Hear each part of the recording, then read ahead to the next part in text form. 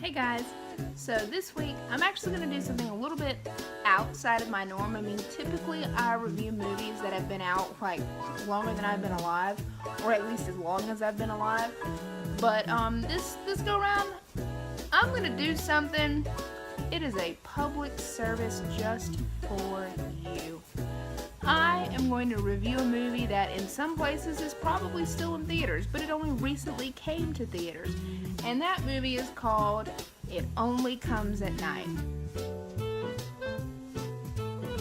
And let me tell you, as a horror movie buff, this movie sucked. I mean, I'm just going to go ahead and lay it out there. It was not good. It really had the potential to be good. It did.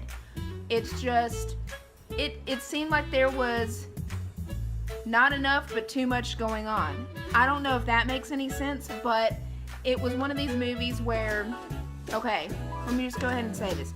If you have not seen this movie and you plan to see it, go ahead and shut the video off. It won't hurt my feelings, but then come back and watch this video and know, try to save your time and your money, but your time being more important. Anyway, so let me go ahead and now tell you, now that I've put that warning out there.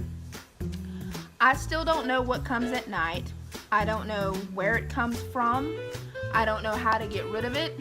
I don't know if the daytime makes it go away. I don't know. Don't know what's going on. It seemed to be set kind of like a post-apocalyptic thing, maybe. Not really sure. All we know is it opens up and you're following this family, essentially. And this family is kind of removed off into this remote cabin. And honestly, like, the very beginning, you don't know if this family is kind of like Little Cuckoo for Cocoa Puffs, or if they're just doing what everybody else is. It really isn't until about 20-ish or so minutes in that you find out, okay, it's not just this family who has chosen to remove themselves. It is necessary. There's something going on in the entire, place that they live. And again, too, you don't really know if it's something that's just in this town, or is it something across the whole world, or just the country that they're in, which I'm assuming is America because they were speaking English, but it could have been anywhere. So it just, like I said, you don't really know what comes at night, what causes it to come, what caused the whole thing to hit the fan. You just don't know. There's too much that is unknown. And I understand that in some things, some movies, directors make these decisions, or writers or whatever make these decisions because they want you, the audience, to make up your own mind. And I get that. That's not a bad idea. Just like when they say happily ever after, that may mean different things to different people. For some people, it may mean often the person they just married. Who knows? But in some cases, you kind of need to answer questions. Like in this case, all you know is there's some kind of thing that infects people and causes them to die.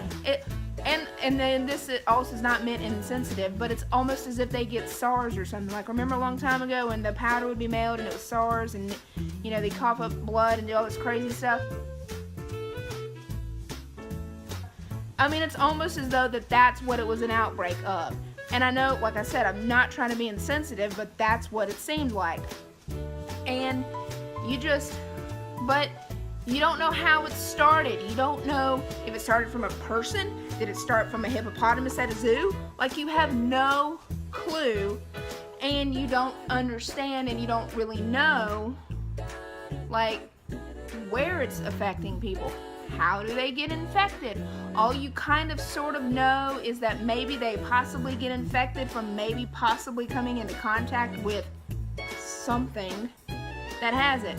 But you don't know if it's something that comes out at night and infects random things in the middle of the night, or is it a person that's running around doing it, or is it a group of people? There's just too much that's unanswered.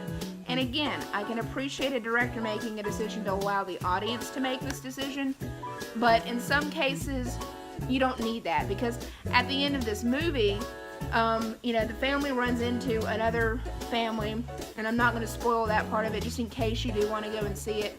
But at the end of the movie, it still kind of leaves you going, what did I just see? Like, what's going on with these people over here? What just happened? So, one cat head, that's it. Seriously, if you were considering watching it, wait for Netflix. Just Netflix, Hulu, something so you ain't gotta waste your money. I'm dead serious. Or go to the Redbox, so that way you waste minimal amounts of your money. So, if you want to give it a shot, it is by no means scary. Not even a little bit. I would say